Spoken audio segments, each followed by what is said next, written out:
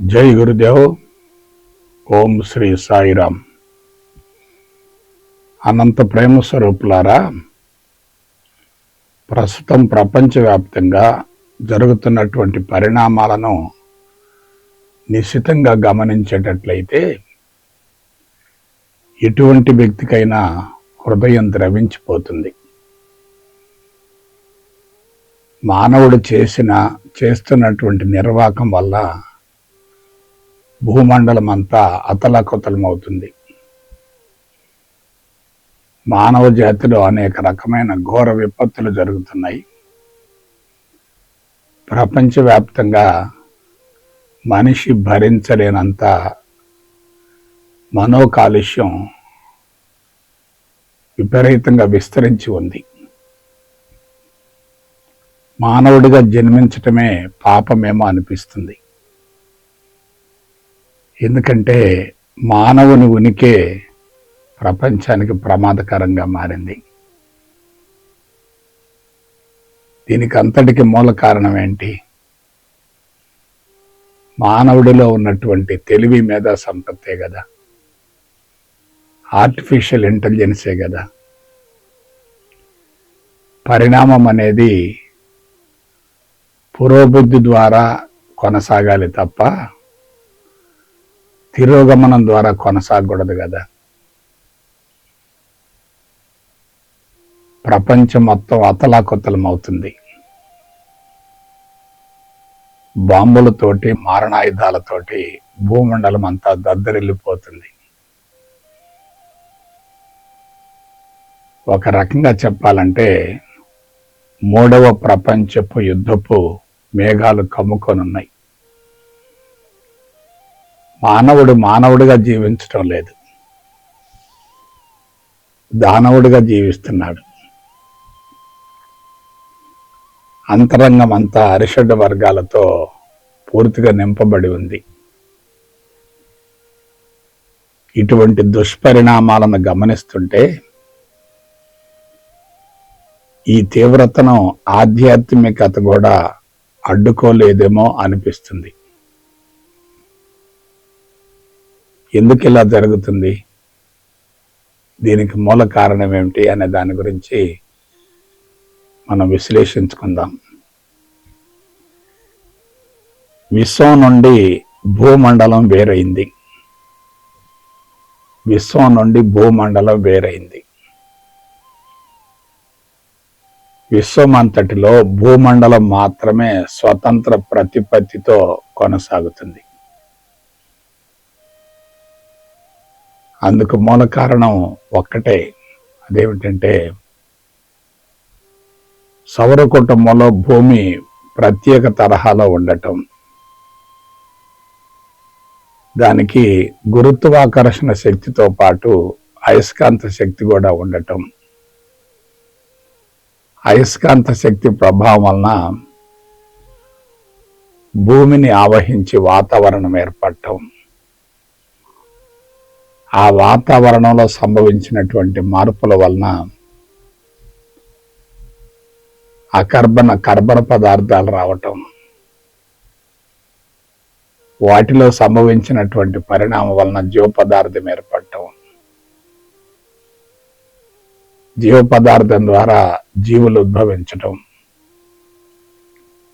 ఆ జీవులన్నింటిలో పరిణామ క్రమంలో పరాకాష్ఠ స్థితిలో ఉన్నటువంటి మానవుడు ఆవిర్భవించటం. మానవుడు ఆవిర్భవించినప్పటికీ ప్రాథమికంగా అతని వల్ల ఎటువంటి ఇబ్బంది కలగలేదు. పరిణామ శాస్త్రవేత్తల యొక్క అభిప్రాయం ప్రకారం మానవుడు భూమండలంలో ఉద్భవించి 10 లక్షల సంవత్సరాలు అయిందట. 10 లక్షల సంవత్సరాలు. ఆ 10 లక్షల సంవత్సరాల్లో కూడా 9,80,000 సంవత్సరాలు మానవుడు ఆటవికంగా ఉన్నాడు, జంతు ప్రవృత్తితో ఉన్నాడు, అనాగరికంగా ఉన్నాడు. ఇతర జంతువుల మాదిరిగానే ప్రకృతికి అనుగుణంగా జీవించాడు, పంచభూతాల మధ్య జీవితాన్ని కొనసాగించాడు. కేవలం 20,000 సంవత్సరాల నుండే ఈ దుష్పరిణామాలు మొదలయ్యాయి. అందుకు మూల కారణం ఏంటి? ఆలోచించండి. మానవునిలో పరిణామం జరిగింది. ఆ పరిణామంలో మానవుడు ఉన్నత స్థాయిలో ఉన్నాడు, ఉచ్చమైనటువంటి స్థాయిలో ఉన్నాడు, భూమండలం అంతటిలో ముందంజలో ఉన్నాడు. అతనిలో నాడీ వ్యవస్థ, హార్మోన్ వ్యవస్థ, నిరోధక వ్యవస్థ పటిష్టంగా ఉన్నాయి. నాడీ వ్యవస్థ ద్వారానే అతనిలో మనసు ఆవిర్భవించింది. ఆ మనసే మనిషికి ఆధారమైంది.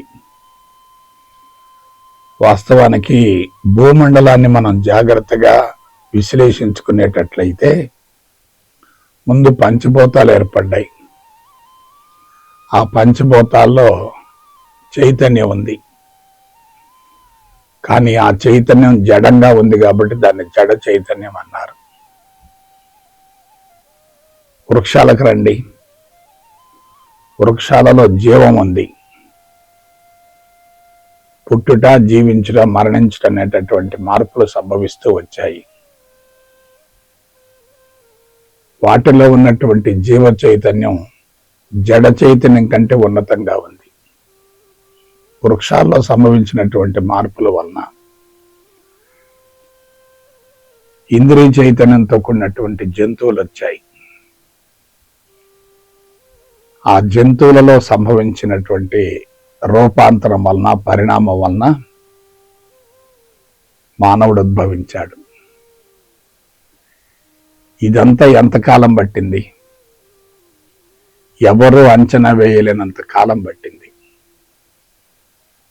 కానీ పతనం ఎంతకాలం మొదలైంది?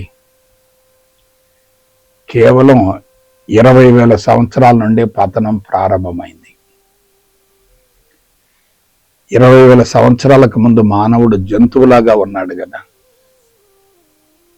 అనాగరికంగా ఉన్నాడు కదా, ఆటవికంగా ఉన్నాడు కదా, ప్రకృతిలో కలిసిపోయాడు కదా, ప్రకృతిలో మమేకమయ్యాడు కదా, ప్రకృతిలో లభించినటువంటి పదార్థాన్ని తిన్నాడు కదా, చివరకు ప్రకృతిలోనే జీవితాన్ని ముగించాడు కదా.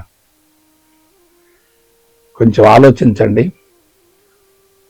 విశ్వం మొత్తం ఆవిర్భవించి, భౌతిక జగత్తు మొత్తం ఆవిర్భవించి, సృష్టి మొత్తం ఆవిర్భవించి ఎంతకాలమైందో ఎవరూ అంచనా వేయలేకపోయారు. విశ్వం అనంతం, పరిపూర్ణం, సర్వస్వం. దానికి ఆది అంతం లేదు. ఎప్పుడు మొదలైందో కూడా తెలియదు. అటువంటి విశ్వం మొత్తంలో మానవుడు ఉద్భవించిన తర్వాత భూమండలం మొత్తం గతి తప్పింది కదా.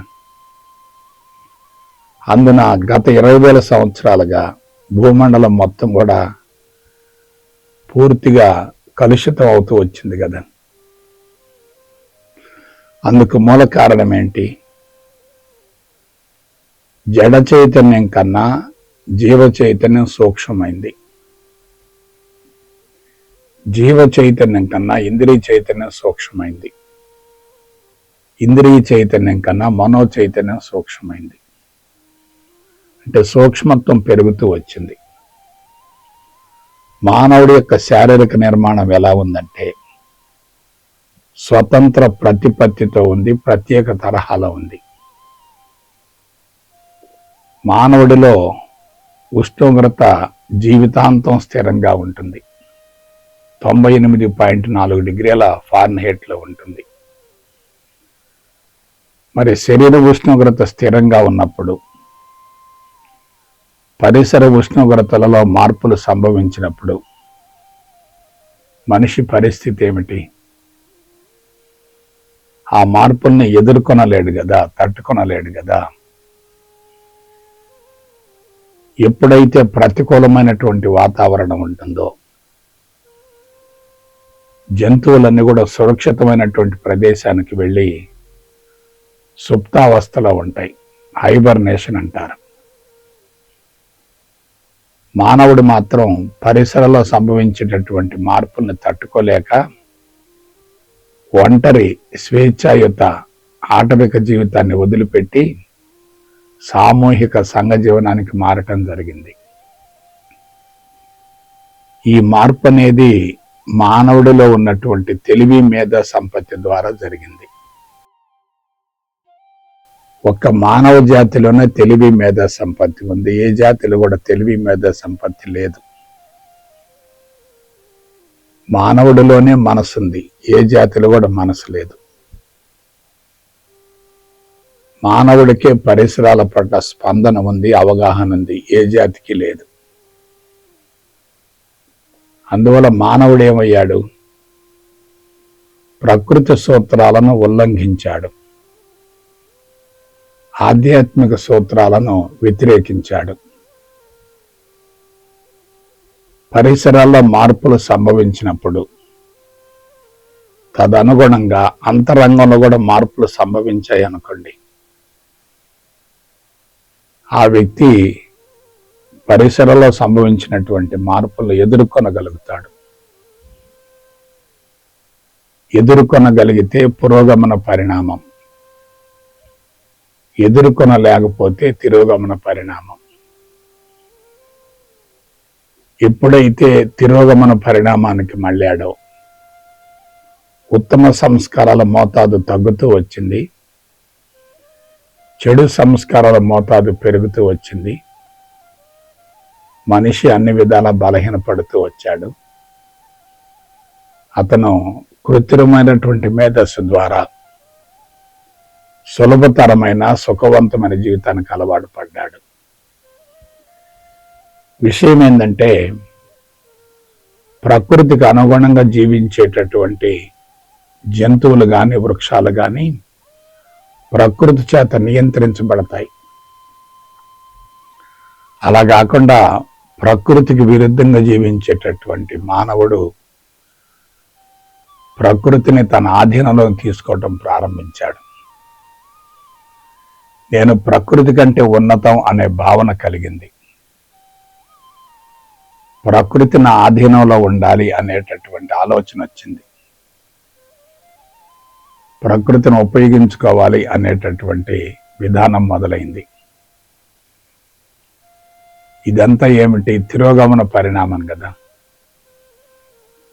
సృష్టిలో ప్రతి ప్రాణి కూడా 5 మూల సూత్రాలతో జీవితాన్ని కొనసాగిస్తుంది.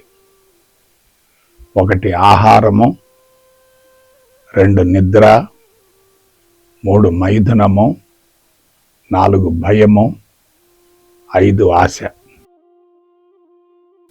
ఆహారము, నిద్ర, మైథునము, భయము, ఆశ. ఇవి మానవ జాతిలో తారాస్థాయిలో ఉన్నాయి. ఆహారం ఎందుకు తీసుకోవాలి? శరీరం ఆరోగ్యంగా ఉండటం కోసం, జీవన చర్యలు సమర్థవంతంగా కొనసాగటం కోసం ఆహారం తీసుకోవాలి. ఎందుకు నిద్రపోవాలి? పగలు సూర్యుడున్నంత వరకు ఆహార సేకరణలో నిమగ్నమవుతాయి. సూర్యాస్తమయం జరిగిన తర్వాత అవి పూర్తిగా విశ్రాంతి తీసుకొని నిద్రపోతూ ఉంటాయి. శరీరం దృఢంగా, పటిష్టంగా, శక్తివంతంగా, ఆరోగ్యంగా, పుష్కలంగా ప్రాణశక్తితో నింపబడి ఉంటుంది. ప్రకృతికి అనుగుణంగా జీవించడం వలన, ప్రకృతి లభించేటటువంటి పదార్థాన్ని స్వీకరించడం వలన శరీర ఆరోగ్యం జీవితాంతం ఉన్నతంగా ఉంటుంది. ఆహారము, నిద్ర. 3వది ఏమిటి? మైథునము. మైథునం అంటే ఏమిటి? ఆడ మగ జంతువులు కలిసి లైంగిక ప్రక్రియను జరిపి ఫలవంతమైన సంతానాన్ని ప్రకృతికి కానుకగా అందించాలి. అన్ని జాతుల యొక్క, అన్ని జీవుల యొక్క, అన్ని జంతువుల యొక్క, అందరు మానవుల యొక్క ఒకే ఒక లక్ష్యం ఏంటంటే జీవిత సంకల్పం నెరవేరాలి. శరీరం ఎలా ఉండాలి? దృఢంగా ఉండాలి, పటిష్టంగా ఉండాలి, శక్తివంతంగా ఉండాలి, ఆరోగ్యంగా ఉండాలి, పుష్కలంగా ప్రాణశక్తి నింపబడి ఉండాలి, ప్రకృతిలో సంభవించేటటువంటి దుష్పరిణామాలను, మార్పులను ఎదుర్కొనగలిగి ఉండాలి. అలా ఉండాలంటే తప్పనిసరిగా పురోగమన పరిణామం జరగాలి. ఆ పురోగమన పరిణామాల ఒక భాగమే జీవిత సంకల్పం నెరవేర్చుకోవటం. శరీరం దృఢంగా ఉంటే కలిగే సంతానం ఎలా ఉంటుంది? శరీరం బలహీనంగా ఉంటే ఉత్పన్నమయ్యే సంతానం ఎలా ఉంటుంది? ఆలోచించండి. భూమండలం మొత్తంలో ఒక మానవుడి శరీరమే బలహీనమైంది కదా. శరీరం బలహీనంగా ఉన్నప్పుడు జీవిత సంకల్పం నెరవేరదు కదా. జీవిత సంకల్పం నెరవేరినప్పుడు అంతరంగంలో అసంతృప్తి, అశాంతి తారాస్థాయిలో ఉంటాయి కదా. అశాంతి, అసంతృప్తి తారాస్థాయిలో ఉన్నాయనుకోండి, శరీరం తప్పనిసరిగా రుగ్మతలకు లోనవుతుంది కదా. కాబట్టి ఒకే ఒక కీ పాయింట్ చెప్తాను. ప్రకృతిలో సంభవించేటటువంటి మార్పులను ఎదుర్కొనగలగాలంటే శరీరం సమాయత్తం కావాలి. అక్కడ మార్పులు జరుగుతూ ఉంటాయి, ఇక్కడ దృఢత్వం పెరుగుతూ ఉండాలి. ఎదుర్కొనగలిగితే దృఢత్వం, శక్తి విపరీతంగా పెరుగుతాయి. అదే తప్పించుకుంటే శరీరం బలహీనపడుతుంది. శరీరం బలహీనపడిందనుకోండి, ఫలవంతమైన సంతానాన్ని ప్రకృతికి కానుకగా అందించేటటువంటి మాతృత్వం అనే పవిత్రమైనటువంటి యజ్ఞం భగ్నం అవుతుంది కదా. ఆలోచించండి.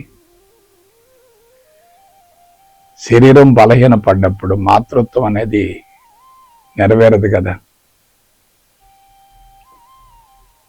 అందుకని ప్రతి వ్యక్తి కూడా మరణ భయంతో విలవిల్లాడిపోతూ ఉంటాడు.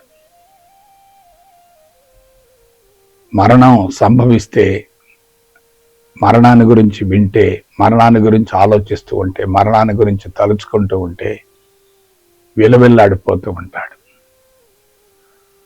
ఆ మరణ భయాన్ని జయించటం కోసం, ఎదుర్కోవటం కోసం అతడు ప్రకృతికి అనుగుణంగా జీవించగలగాలి. ప్రకృతిలో సంభవించేటటువంటి మార్పుల్ని తట్టుకొనగలగాలి. కానీ మానవుడు ఏమయ్యాడు? ఎక్కువ కాలం జీవించటం కోసం, మరణ భయం నుంచి బయటపడటం కోసం కృత్రిమ మేధస్సును వాడుకోవటం మొదలుపెట్టాడు. అంటే తప్పించుకునే ప్రయత్నం చేశాడు. ఎదుర్కొనటమా, తప్పించుకోవటమా? ఎదుర్కొంటే పురోగమన పరిణామం, తప్పించుకుంటే తిరోగమన పరిణామం. ఇప్పుడేం జరుగుతుంది? ఎదుర్కొనడం లేదు, తప్పించుకుంటున్నాడు. ఆ తప్పించుకోవటం కోసమే తెలివి మేధో సంపత్తిని వాడాడు, సాంకేతిక పరిజ్ఞానాన్ని ఉపయోగించాడు, ప్రకృతి వనరులను వాడుకోవటం ప్రారంభించాడు. ఆ విధంగా భయం నుండి బయటపడేటటువంటి విధానంలో చుట్టూ కలుషితమైనటువంటి వాతావరణాన్ని ఏర్పరచుకొని ఆ భయం గుప్పిట్లో ప్రస్తుతం విలవిల్లాడిపోతున్నాడు. చచ్చిపోతానేమో అనే భయం ఉంటుంది, ఎక్కువ కాలం బ్రతకాలి అనే ఆశ ఉంటుంది, జీవితాన్ని కొనసాగించాలి అనేటటువంటి భావన ఉంటుంది. మరణాన్ని కోరుకోవటం జరగదు. కానీ ఆ మరణాన్ని జయించేటటువంటి విధానాన్ని ప్రపంచానికి కానుకగా అందించినటువంటి పవిత్రమైన గడ్డ మన భారతదేశం. ఒక విషయాన్ని గమనించండి. మరణ భయంతో విలవిల్లాడిపోవటమా, మరణాన్ని ఎదుర్కొనగలిగినటువంటి మనోబలాన్ని పెంచుకోవటమా? ఏది కావాలి? ఎవరైతే ఆధ్యాత్మిక మార్గంలో పరిణతి చెందుతారో వారికి భౌతిక మరణం మాత్రమే ఉంటుంది. జీవుడు కొనసాగుతాడు, లేకపోతే ఆత్మ అయినా కొనసాగుతుంది. ఒక మాట చెప్తాను, దేహం అశాశ్వతం, జీవుడు తాత్కాలికం, ఆత్మ ఒక్కటే శాశ్వతం, ఆత్మ ఒక్కటే స్థిరం, ఆత్మ ఒక్కటే కొనసాగుతుంది. దానికి మరణం అనేది లేదు. మార్పులు జరగంది ఒక్కటే, అదే ఆత్మ, అదే భగవంతుడు, అదే శుద్ధ చైతన్యం, అదే సత్యం, అదే పరబ్రహ్మం. మనిషి శారీరక, ఇంద్రియ, మానసిక, బుద్ధి మట్టాలను కూడా దాటి హృదయ మట్టాన్ని కరిగించుకొని ఆత్మస్థితికి వెళ్ళగలిగితే అతడికి మరణం లేదు. మరణం కేవలం భౌతిక శరీరానికే ఉంటుంది. ఆత్మ మాత్రం నిరంతరం కొనసాగుతుంది. ఈ ఒక్క విషయాన్ని తెలుసుకోండి చాలు. కానీ ఎంతమంది తెలుసుకోగలుగుతారు? కోట్లాది మందిలో కొద్ది మందికే సాధ్యమవుతుంది. తెలుసుకోలేని వారు తెలుసుకున్న వారిని చూసి వారికి సేవ చేస్తూ, వారి పట్ల విశ్వాసంతో శరణాగతితో ఉంటూ వారిని ఆరాధిస్తూ ఉంటారు. ఇక్కడ విషయాన్ని జాగ్రత్తగా వినండి. ఒక వ్యక్తి నాకంటే ఉన్నతంగా ఉన్నాడు అనే భావన కలిగితే అతని యొక్క మనస్తత్వం ఎలా ఉంటుంది? ఒక వ్యక్తి నాకంటే ఉన్నతంగా ఉన్నాడు అనే భావన కలిగితే అతని యొక్క సైకాలజీ ఎలా ఉంటుంది? బలహీనంగా ఉంటుంది కదా. అందరూ నా వాళ్ళే, అంతటా నేనే, నేను అందరిలో ఉన్నాను, అందరూ నాలో ఉన్నారు అనే భావన కలిగితే ఎలా ఉంటుంది? నేను అందరిలో ఉన్నాను, అందరూ నాలో ఉన్నారు అనే భావన కలిగిందనుకోండి, ఆ వ్యక్తి యొక్క ఆలోచన ఎలా ఉంటుంది? ఆలోచన పరిధి ఎలా ఉంటుంది? ప్రజ్ఞ ఎలా ఉంటుంది? అతని మనస్సు అనంతంగా విస్తరించి ఆత్మగా రూపాంతరం చెందుతుంది కదా. అక్కడ ఆత్మ ఉన్నప్పుడు భౌతిక శరీరం కూడా ఆత్మగానే రూపాంతరం చెంది అది అన్నింటిలో కలిసిపోతుంది కదా. కానీ మానవుడిలో మనస్సు ఆధిక్యతను సంతరించుకుంది, ఆత్మ మరుగున పడింది. మనిషి అహంకార పరిధిలో ఉన్నాడు, జీవభావంతో ఉన్నాడు, జీవుడిగా ఉన్నాడు, నేను ఫలానా అనేటటువంటి స్థితిలో ఉన్నాడు. చుట్టూ పరిధులు ఏర్పరచుకున్నాడు, సొంత ప్రపంచాన్ని సృష్టించుకున్నాడు, దాని నుంచి బయటికి రావట్లేదు, దానిలోకి ఎవరిని ప్రవేశించనియటం లేదు. అదే విధానం ఇప్పుడు ప్రపంచంలో కొనసాగుతుంది. గమనించండి. కులాలేమిటి, మతాలేమిటి, వర్గాలేమిటి, ప్రాంతాలేమిటి, దేశాలేమిటి, రాష్ట్రాలేమిటి, సరిహద్దులేమిటి, సైన్యమేమిటి, రక్షక దళాలేమిటి, మారణాయుధాలేమిటి, ఆటం బాంబులేమిటి, బయో వెపన్స్ ఏమిటి, రసాయనిక బాంబులేమిటి, ఇవన్నీ ఎందుకు వచ్చాయి? మనసు కుంచుకుంది, మనసు పూర్తిగా ముక్కలైంది. సమగ్రం, సంపూర్ణం అనేటటువంటి విషయాలను మనిషి పూర్తిగా విస్మరించాడు, వదిలేశాడు. నేను ఫలానా అనేటటువంటి పరిధిలో ఉన్నాడు, బావిలో కప్పలాగున్నాడు, జైలు జీవితాన్ని అనుభవిస్తున్నాడు, బంధించబడ్డాడు, మోక్షం కోసం విపరీతంగా సాధన చేస్తున్నాడు. చూసారా ఏం జరిగిందో, ఎంత ప్రమాదం జరిగిందో. కాబట్టి ఇటువంటి ప్రమాదకరమైనటువంటి పరిస్థితుల నుండి బయటపడాలంటే మనిషి తప్పనిసరిగా అనుభవాన్ని పొందినటువంటి ఋషులు అందించినటువంటి ఆధ్యాత్మిక జీవన విధానాన్ని గురించి ఆలోచించవలసినటువంటి అవసరం వచ్చింది. ఆ విధంగా ముందుకు సాగుదాం, ప్రపంచాన్ని పరిరక్షిద్దాం. జై గురుదేవ్, జై గురుదేవ్, జై గురు.